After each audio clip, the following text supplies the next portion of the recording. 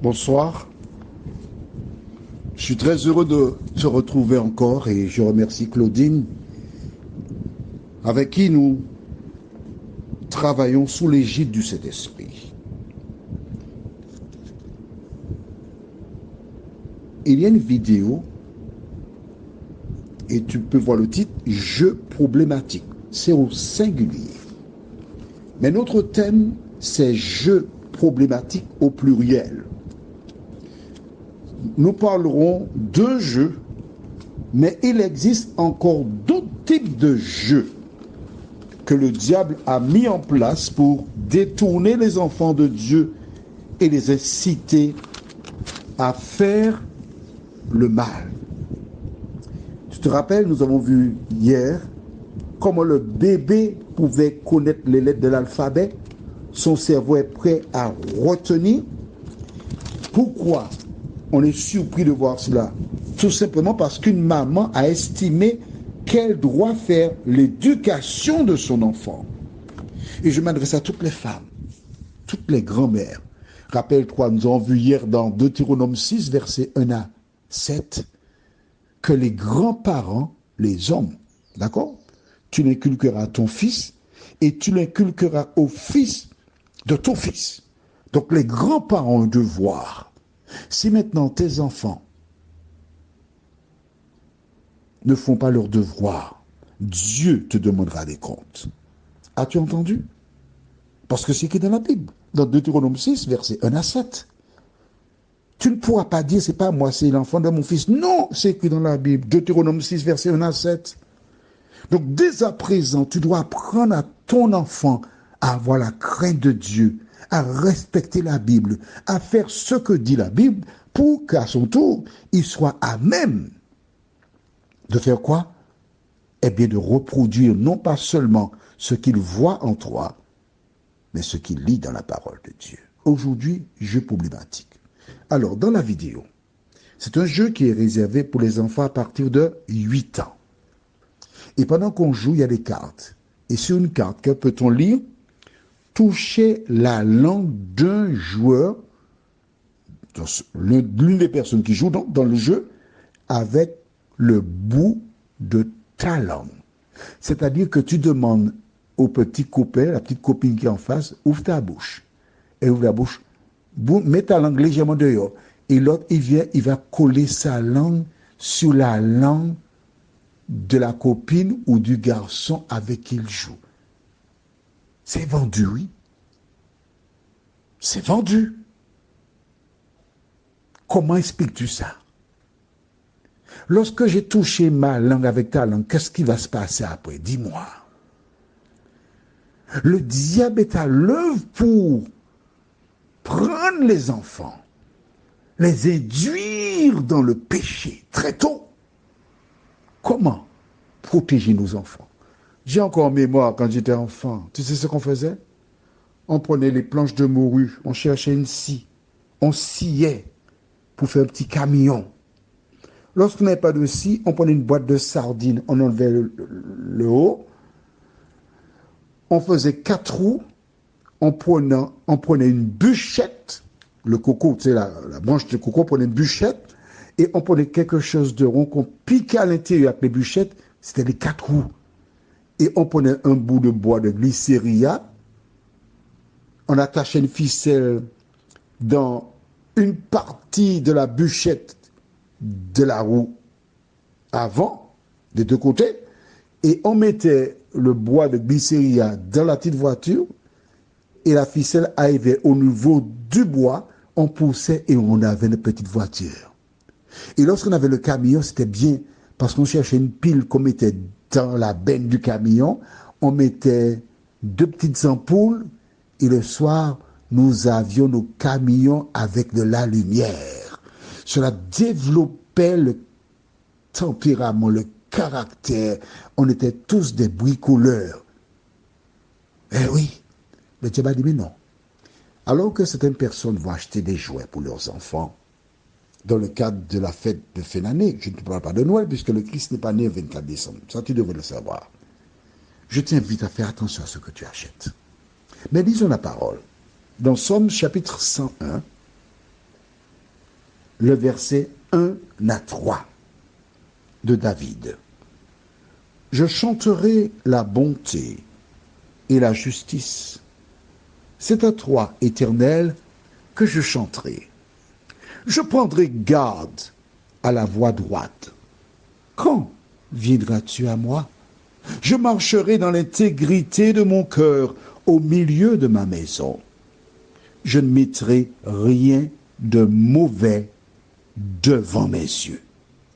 Je hais la conduite des pécheurs. Elle ne s'attachera point à moi. Mon ami, si tu as acheté ce jouet-là pour les enfants, j'ai besoin de brûler du bois près de mon domicile.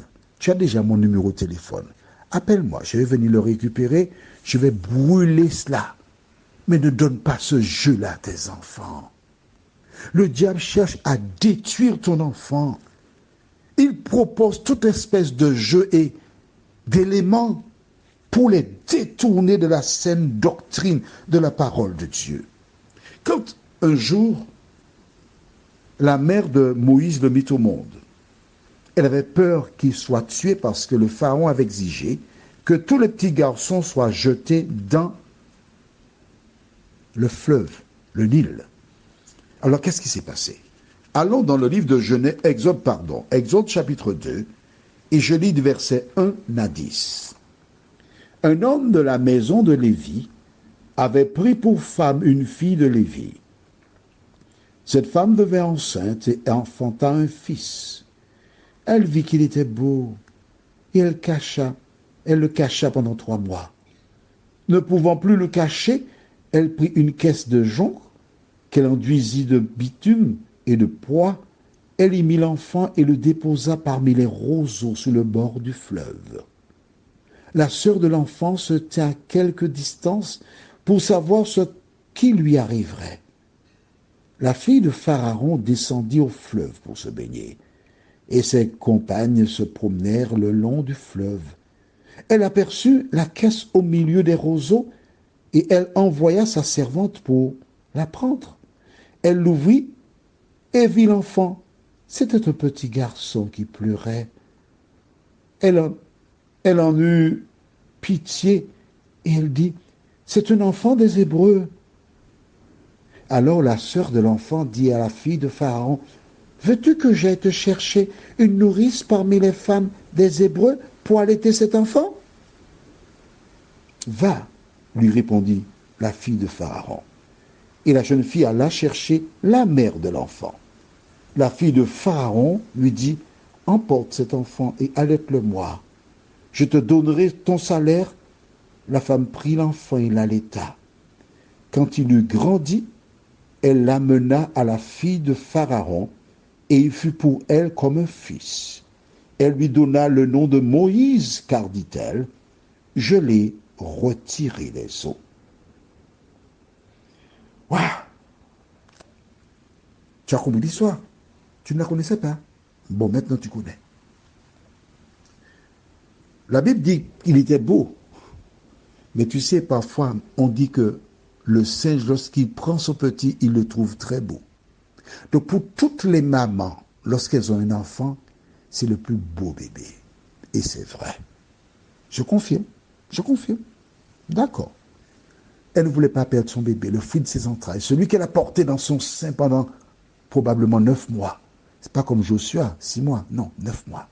Mais qu'il ait 6 mois ou 9 mois, c'est une créature de l'Éternel des armées. Et voici cette femme qui voit le bébé grandir, mais qui pleure.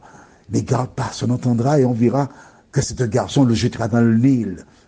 Alors elle décide de le cacher. Et demande à sa sœur Marie, plus âgée, de veiller sur lui. C'est ce qu'elle fait. Le diable voulait que tous les garçons soient mis à mort.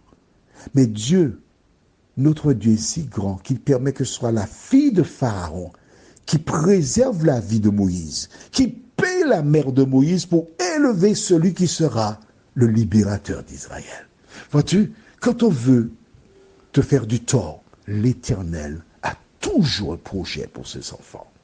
Pendant ce temps où Moïse passe avec sa mère lui inculque, sa mère enseigne Samuel lui dit qui il est. Samuel lui dit qu'un jour, le peuple sortira d'Égypte. Elle a bien éduqué. N'oublie pas, tu dois me faire honneur. Il faut toujours dire oui madame, non merci madame, non merci monsieur, etc. Elle a fait le job. Et devenue grand, elle a emmené vers la princesse. Et c'est elle, la princesse, qui nommera cet enfant Moïse, parce que je l'ai sauvé des eaux. Mais ce n'est pas elle qui l'a sauvé des eaux, c'est l'Éternel des armées. Mon ami, est-ce que tu vois comment la Bible est riche? Elle te montre comment une mère peut élever son enfant pour qu'il ne bascule pas. Alors tu me diras qu'il y a certaines personnes qui donnent une bonne éducation à leurs enfants et malgré ça, ils basculent.